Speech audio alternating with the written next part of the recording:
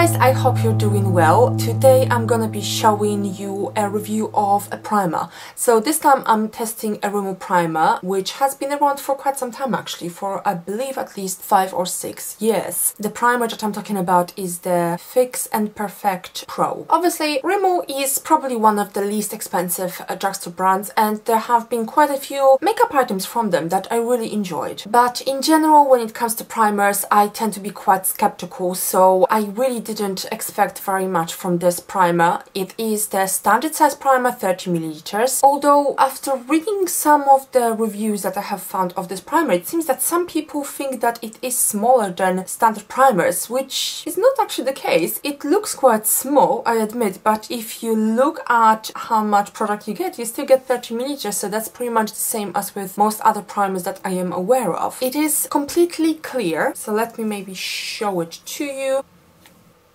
Now it looks white, but as pretty much all primers, when you massage it in, it's just completely invisible. Now, one of the strong points of this primer, I would say, is that it is actually absorbing really fast. It appears to me that it doesn't have that much silicone in it because of the feel of it. It actually, to me, feels like a normal moisturizer, maybe just a little bit heavier than a standard moisturizer, which can be a pro or it can be a con, depending on how you look at it. It retails for £6.99 here in the UK. I think I forgot to check the price in the US. Now, for a drugstore primer, this primer definitely promises quite a few different things. So first, as most primers, it promises that it will smooth out your skin so that the pores are becoming less visible. It apparently resurfaces for an even complexion, although I'm not quite sure how primer can possibly resurface. It brightens skin. It's apparently meant to be quite good for oily skin because it seems to have mattifying properties. And on top of that, it is meant to protect skin from environmental aggressors. That is not something I can test, unfortunately, because I've used this primer for only about a week or so. But let me also tell you about the reviews. So the reviews actually are quite good for this particular primer. It did get 4 out of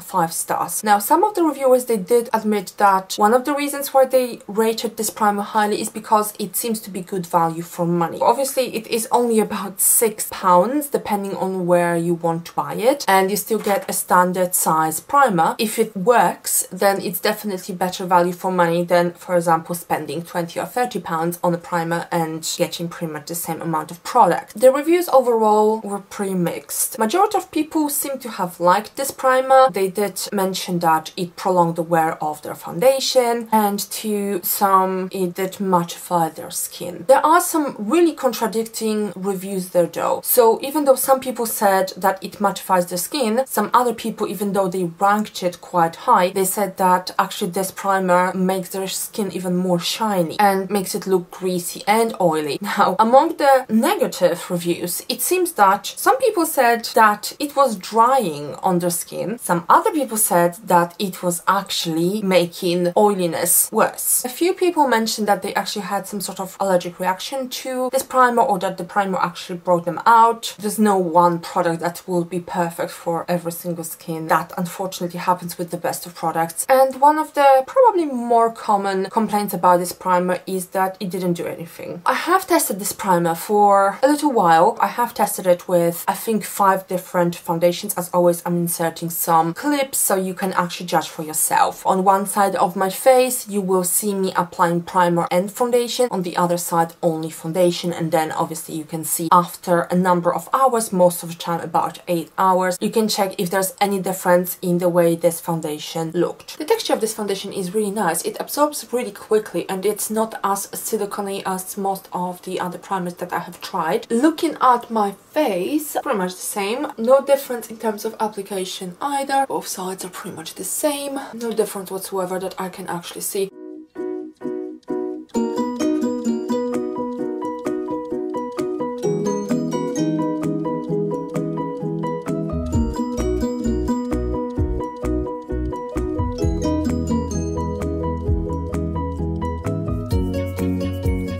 No difference. difference. After reading the positive reviews, I was quite hopeful. But one of the features of the reviews was that I think a lot of people just didn't have very high expectations. So they did rate it quite high, because 4 out of 5 stars is pretty high for a drugstore product or drugstore primer, comparing to some really well-known primers that people rave about, and they still get like 4 out of 5 stars as well. But it seems that a lot of people just didn't have very high expectations, which is understandable because obviously this primer is one of the cheaper primers even for drugstore. But to me it was a little bit confusing, because the primer, in my opinion, is meant to do something. So I would expect it to even out my skin. So I do have large pores. I would be very happy if it helped me with the pores becoming less visible, and well, preferably I would very much like for the primer to actually prolong the wear of my makeup. When it comes to this primer, a lot of the people who wrote positive reviews, or at least rated this primer at 4 or 5 stars, they actually mentioned that, well, it doesn't actually do all that much, or it didn't mattify my skin, or it actually made my skin oily. If it was a high-end primer, the primer that costs 20, 30 or even more pounds, then those reviewers would have rated this primer at probably 1 or 2 stars, because expectations are just this much higher with a primer that costs more, a lot more. My personal experience with this primer was not very good. If you've watched any of my previous videos, then you would probably know that I don't like putting loads of makeup on my face. I am the sort of person who likes to have good makeup, but I'm not gonna put loads of stuff on my face. Even if that means that my complexion doesn't look perfect, I will still go with it because I just don't like to wear a mask on my face. And primers, in my opinion, a lot of the time, at least from my experiences in the past, are just a necessary step. That's my honest opinion. And this is exactly the reason why I've decided to test a bunch of primers, because I actually want to know whether they do anything. And you can actually judge as well from my videos, because I'm showing you how they apply and how the makeup applies on top of them and how the makeup looks like after a number of hours. This primer did not let me down, in the sense that I didn't expect it to do very much, and it didn't do very much. I was initially kind of hopeful because I thought it's got quite a few positive reviews, the star rating is quite high, but it really didn't do anything. I didn't notice a major difference in the way my makeup looked in the evening compared to when I tested the foundations that I used to test this primer with on their own, or if I tested them with different primers. Some people said that this primer made their skin dry. That was definitely not the case with me. It might have made it a little bit more oily, but overall I would say that looking at either side of my face with or without primer, I could not possibly tell the difference. To me, this primer just doesn't really do anything. That's the bottom line. So it didn't help me with reducing the visibility of my pores. It did not help with hydration. It did not help with evening out my skin tone. And on the Rimmel website, I believe it does say you can wear it on its own to even out your complexion. I don't really know how it's meant to even out my complexion when it's a translucent primer. Does it mattify? I don't think so. It, in my opinion, does not prolong the wear of my foundation either. I wouldn't say that it brightens my skin either. I don't know, maybe you need a magnifying glass to be able to check those things, because looking at my face every single day for a number of days testing this primer with different foundations, it really didn't make any difference. There's no illusion that it did, because I could compare two sides of my face and see whether either one of them actually looked different, better or worse. Did it resurface my skin? I don't think so. Looking at other people's reviews, I mean like just genuine customers, not really bloggers or vloggers or anyone else, just normal people who bought this primer. There were some that were really happy with it, but I would say that a lot of the reviews were very mixed. So people would acknowledge that this primer didn't do this or that, it did a little bit of this, but it was good value for money because it's so inexpensive. To me, I would definitely not be buying this primer. I was given it for free, so luckily I didn't spend any money on it, but other than that, I would not have purchased it with my own money. I think that this is just an unnecessary step in your makeup routine, and it just really doesn't do anything. Nothing at all, nothing that I would be able to notice, so it's really just applying something that you don't need on your face. I do hope that you enjoyed this video, and obviously if you did, please make sure to give it a thumbs up, and obviously please subscribe to my channel if you haven't already.